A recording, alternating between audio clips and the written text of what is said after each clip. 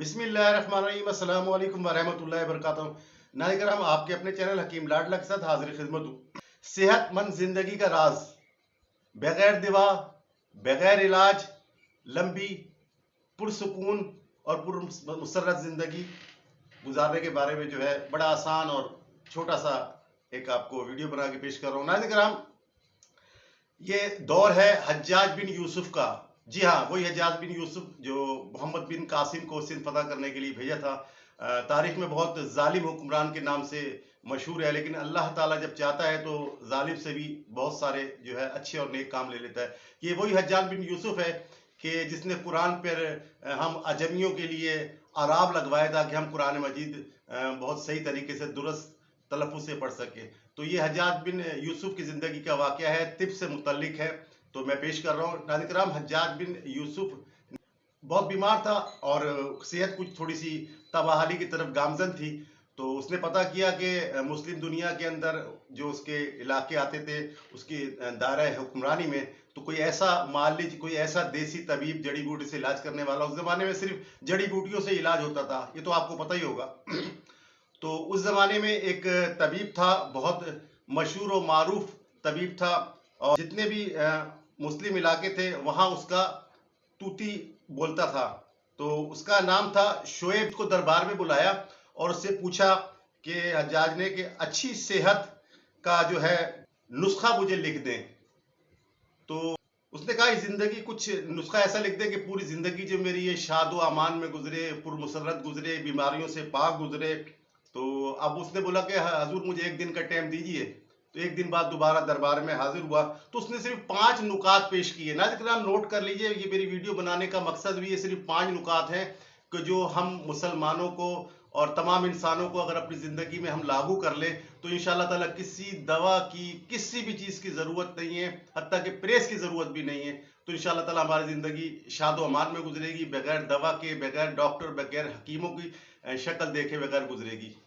तो उसने जो 5 नुकात पेश किए थे उसमें से जो है एक नुक्ता ये था कि आलिया गोश्त हमेशा जवान परिंदा हो या जानवर हो उसका खाएं, चाहे 10 दिन आपको भूखा रहना पड़े, अगर गोश्त खाना है तो जवान और बच्चे टाइप का खाएं, बूढ़ा गोश्त ना खाएं। दूसरा जो नुक्ता है वो उसने ये बयान किया था कि हजूर मन दूसरा नुक्ता ये है सेहतमंद जिंदगी गुजारने का कि दोपहर का खाना जब खाएं तो थोड़ी देर सो जाएं, जिसे इस्लाम में हम कहलूला करना कहते हैं, चाहे वो 10 मिनट हो या आधा घंटा हो, सोना लाजमी शर्त उसने कहा था। और कहा था जब रात का खाना खाएं तो कम से कम जो है ना आप आधा पौना घंटा चहलकदमी करें, चाहे आपको कांटों पे चलना पड़े, चाहे आपको चट्टानों पे चलना पड़े, चाहे आपको कीलों पे चलना पड़े, आधा पौना घंटा चहलकदमी करें। नाज़रीन तीसरा पॉइंट, तीसरा नुक्ता इसने यह बयान किया था कि खाना उस वक्त खाएं जब पहली खाई हुई ग़िज़ा हजम हो जाए, चाहे आपको इसमें 3 दिन लगे या 4 दिन लगे। हमारे यहाँ तो असूल हो गया ना कि सुबह का खाना,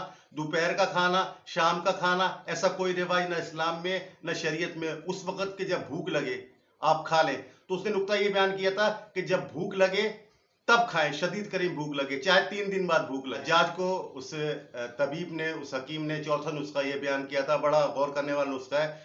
हज्जाज को कहा कि आप रात को उस वक्त तक बिस्तर पर ना जाएं, यानी उस वक्त तक ना सोएं जब तक पैखाना या ज़रूरत हाजत या बैतुल खुला से फारिग ना हो जाए, यानी जब तक पखाना आपका खारिज ना हो जाए उस वक्त तक बिस्तर पर ना जाएं। यहाँ तक उसने कहा कि चाहे सारी रात ही आपको जागना पड़े, सारी रात बाथरूम में गुजारना पड़े, पखाना करके सोएं। 5वां नुक्ता या 5वां जो पॉइंट था उसने ये बयान किया कि हजरत आप जो है फल जो है ना आते हुए, यानी ताज़ा फल जो है जब तशरीफ लाते हैं, मौसम आता है फलों का, तो ताज़ा ताज़ा फल खाएं, जितने मर्जी खाएं, जो मर्जी मौसमी फ्रूटे खाएं, लेकिन जब आखिरी जाता हुआ फल हो वो ना खाएं, क्योंकि उसके अंदर अजियत होती है और वो खराबी होती है। यहाँ तक उसने कहा कि चाहे आपको फाको मरना पड़े, संतुलित में कुछ भी ना हो, कुछ ना खाएं, जाता हुआ फल आपके आगे ढेर लगा हुआ हो ना खाएं। यानी लबलबाब ये है कि फल आपने आता हुआ फल, जो ताज़ा फल हो मौसम का, वो खाना है, जब फल ख़त्म हो जाए तो वो फल नहीं खाना। इसके बाद छठा और आखिरी नुस्खा, मैंने आपको 5 नुकात कहा था, 5 नहीं 6 नुक्ते बयान किए थे। खाना खाने के बाद पानी हरगिज़ ना पिए, यहाँ तक कि प्यासे ही मर जाए। जबकि उसने ये कहा कि खाना खाने के बाद अगर आप पानी पीने का दिल करे तो 1 चमचा जहर खा लें, जहर, वो इतना नुकसान नहीं पहुंचाएगा जहर जो खाना खाने के बाद पानी पीने के नुकसान होता है। यानी खाना खाने से पानी पिए, इस्लाम भी यही कहता है खाना खाने से पहले पानी पीना सुन्नत भी है और वबाओं से और बीमारियों से बचाता है। हमारे यहाँ तो ये पूरा का पूरा जग जो है ना खाना खाने के बाद पीते हैं और फिर बोलते हैं जी मैनू पता नहीं की हो गया। ओ भाई तुम जहर खा रहे हो, तो जहर खाना उसने बेहतर बताया। तो ये वो चीजें थी जो मैंने आपको वाकयातन बताई है, बड़ा आसान था कि, लेकिन उस हुक्मरान ने ये चीजें अपनी मुट्ठी में कर ली। और आखिरी उम्र जो है, जो जानते हैं इस्लामी जिसने तारीख पढ़ी है, हज्जाज बिन यूसुफ था, वो आपको पता है किस तरह उसकी मौत हुई है, लेकिन वो तब भी मौत मरा है, तिबई मौत मरा है, ठीक है, बीमारियों से पाक जिंदगी उसने गुजारी है। तो जब एक जालिम आदमी इन चीज़ों पे, हुक्मरान जो है ये इन चीज़ों पे अमल करके अपनी ज़िंदगी गुजार सकता है, तो बात ये असल बात नबील, अब आप ये 6 चीज़ें अपनी ज़िंदगी में लागू कर लें। जनाब जो शोएब बिन जैद ने उनको नसीहत की थी या नुस्खा लिखवाया था, ये अपनी ज़िंदगी में लागू कर लें आप, और इंशाअल्लाह ताला सारी ज़िंदगी पुरमसरत गुजारें, डॉक्टर हकीमों से जान छुड़ाएं। जिस तरह मैं कहा करता हूँ, दवा बनाएं, इसे खाएं, बीमारी भगाएं, तंदुरुस्ती पाएं, बशर्ते ज़िंदगी आने वाली किसी भी वीडियो तक के लिए अल्लाह हाफिज़।